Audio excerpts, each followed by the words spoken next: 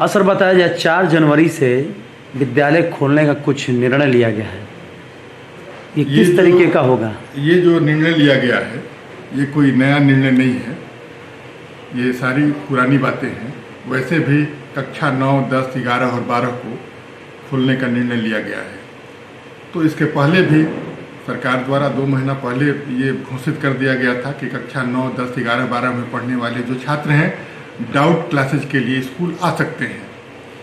बच्चे स्कूल आ भी रहे हैं, जितने भी +2 स्कूल हैं या जिन स्कूलों में 9, 10 की कक्षाएं चलती हैं वहाँ बच्चे जा रहे हैं, पढ़ रहे हैं, लेकिन उनकी संख्या बहुत कम है। बहुत सारे गार्जियन जो हैं वो बच्चों को स्कूल भेजना भी उचित नहीं समझ रहे हैं। तो ये कोई नया निर्णय नहीं है और इस निर्णय से प्राइवेट स्कूलों को कोई लाभ होने वाला नहीं है। सर एक बात बताइए जाए, जो 9, 10 और 11, 12 के लिए स्कूल खोला गया, बच्चे आते भी हैं, तो स्कूल का जो आर्थिक सपोर्ट है वो कहाँ से हो पा रहा है? देखिए, बच्चे आ रहे हैं पढ़ने के लिए, लेकिन उनकी संख्या बहुत कम है। जैसे हमारे यहाँ संभावना की बात कर लें तो 9th और 10th मिला के लगभग 550 बच्चे हैं, लेकिन उसमें से 50% भी बच्चे उपस्थित नहीं हो रहे हैं डाउट क्लास के लिए। तो एक तो यहाँ पर अभिभावकों में अवेयरनेस की कमी है, वो स्कूल नहीं भेज रहे हैं बच्चों को।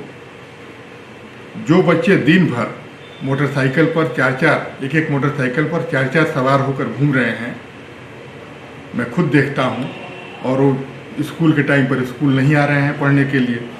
तो यहाँ पर बहुत ज़रूरी है कि अभिभावक अपने बच्चों पर दबाव बनाएं कि वो स्कूल जाए और पढ़ाई करे।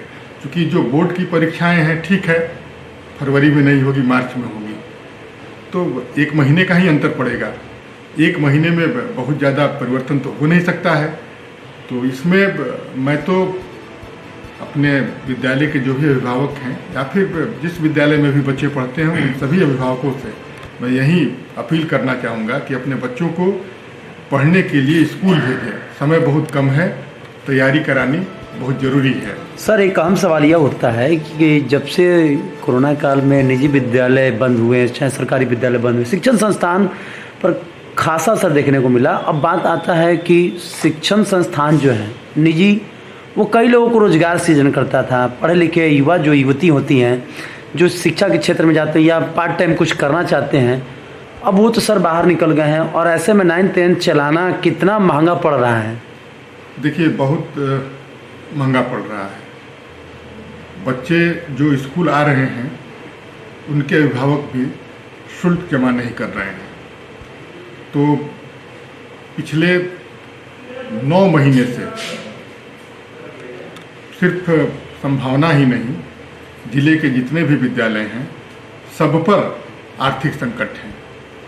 जो प्राइवेट स्कूल में काम करने वाले शिक्षक हैं या फिर शिक्षकेतर कर्मचारी हैं, उनका वेतन सरकारी कर्मियों की तरह नहीं होता है, बहुत कम होता है। उतने कम वेतन में शहर में रहकर अपना खर्च चलाना, मकान का किराया देना, परिवार चलाना पहले भी आसान नहीं था। और अब तो चूँकि बहुत सारे स्कूलों में जो छोटे स्कूल हैं जिनके पास उतने साधन उपलब्ध नहीं हैं, वो तो पेमेंट ही नहीं कर रहे हैं। जो हमारे जैसे स्कूल हैं, किसी स्कूल में 50%, किसी स्कूल में 60% शिक्षकों को वेतन दिया जा रहा है।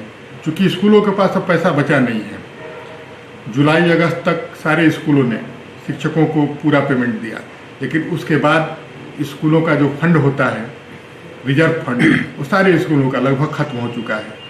तो बहुत बुरी स्थिति है। सिर्फ शिक्षकों की ही नहीं, संचालकों की भी बहुत बुरी स्थिति है।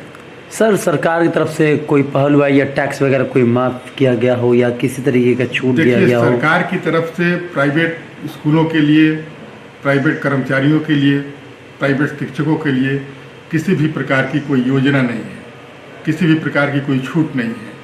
जो भी प्राइवेट संस्थान हैं वो अपने बलबूते पर चलते हैं।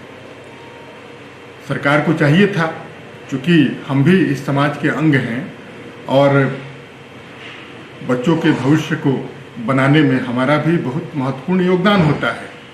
जो प्राइवेट स्कूल रिजल्ट देते हैं वो सैकड़ों सरकारी स्कूल मिलकर वैसा रिजल्ट नहीं देते हैं। जितने इंजीनियर, डॉक्टर, IAS, IPS हम पैदा करते हैं उतना कोई पैदा नहीं करता है। तो समाज के निर्माण में हमारे योगदान को आप कम करके नहीं दे सकते हैं। फिर भी हमें सरकार की तरफ से, प्रशासन की तरफ से कोई ना आश्वासन मिला है, ना ही कोई रियायत मिली है। बसों का टैक्स हो, मकान का किराया हो, बसों का किस्त हो, बिजली का बिल हो, जो भी हो, किसी भी चीज़ में कोई भी सुविधा अभी तक तो नहीं दी गई है।